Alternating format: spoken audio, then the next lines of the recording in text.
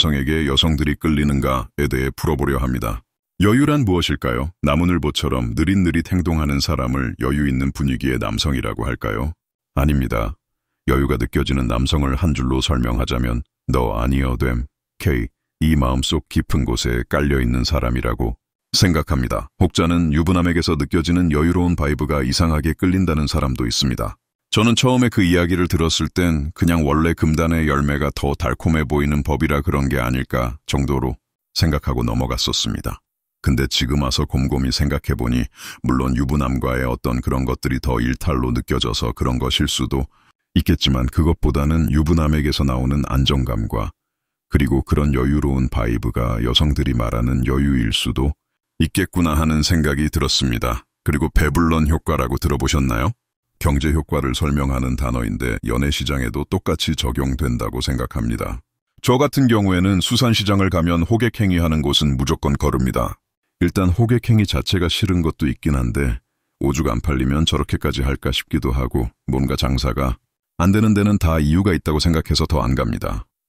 오히려 물건을 진열해놓고 살라면 사든가 K 너 아니어도 살 사람 많음 K 하는 자신감 있는 태도의 사장님 가게에서 물건을 사고 싶고 또 실제로 구입하게 됩니다. 그래서 저는 결국 여유로움은 자신감에서부터 비롯된다고 봅니다. 극단적으로 말하면 저도 근자감을 정말 싫어하는데 자신감이 없는 사람보다는 차라리 근자감이라도 있는 게 나을 정도로 자신감 없는 남자의 매력은 그만큼 떨어집니다. 마치 수산시장에서 호객행위와도 같죠. 가뜩이나 별로 깔끔해 보이지도 맛있어 보이지도 않은 가게에서 자꾸 안 산다는데 계속 쫓아다니면서 호객행위를 하면 어떨까요? 짜증나겠죠. 근데 깔끔하고 맛있어 보이는 가게에서 잠깐 구경하고 있을 때 살짝 와서 뭐 찾으시는 거 있으세요? 천천히 보다 가세요 라고 이야기하는 가게는 어떨까요? 똑같이 먼저 와서 말을 거는 형태인데 전혀 느낌이 다르죠? 전자의 가게 사장님과 후자의 가게 사장님의 이러한 차이는 어디서 나오는 걸까요? 두 사장님 전부 자신의 제품을 팔기 위해 노력한다는 점에서는 차이가 없습니다. 그러나 이 깨십 한 장의 차이는 바로 자신감에서 비롯된 여유로움입니다. 전자의 사장님도 노력하고 후자의 사장님도 노력하지만 어떤 가게가 좀 더 받아들이기에 거부감 없고 더 구매를 하고 싶은 가게로 느껴지시나요? 이런 차이가 적극적이면서 나를 편하게 해주는 다정한 남자와 부담스럽게 치근덕거리는 더러운 스토커로 나뉘게 되는 겁니다. 후자의 사장님의 마인드는 우리 가게 상품의 퀄리티는 높아 너 아니어도 분명히 가치를 알아봐주는 고객이 있기 때문에 난 오늘 재고를 안 남길 자신이 있어. 근데 너가 혹시 도움이 필요할 순 있으니 내가 응대는 해줄게. 딱 이 정도거든요. 여기서 더 나아가면 이제 치근덕거리는 추남이 되는 거예요.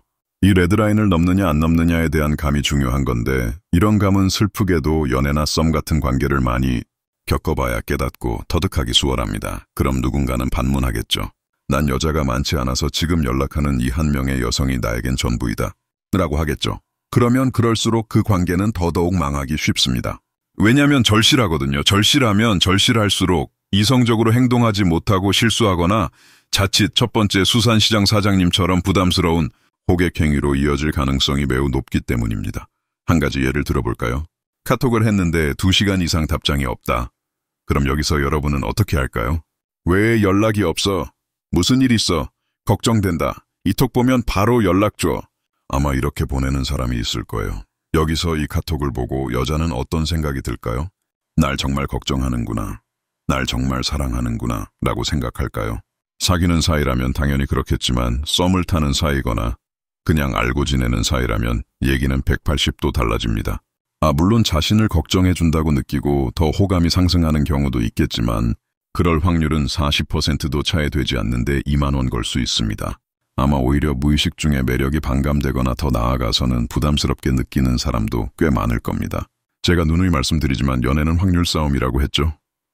저렇게 카톡을 보냈을 때 호감이 더 올라갈 확률이 40%도 안 된다면 안 보내는 게 낫겠죠?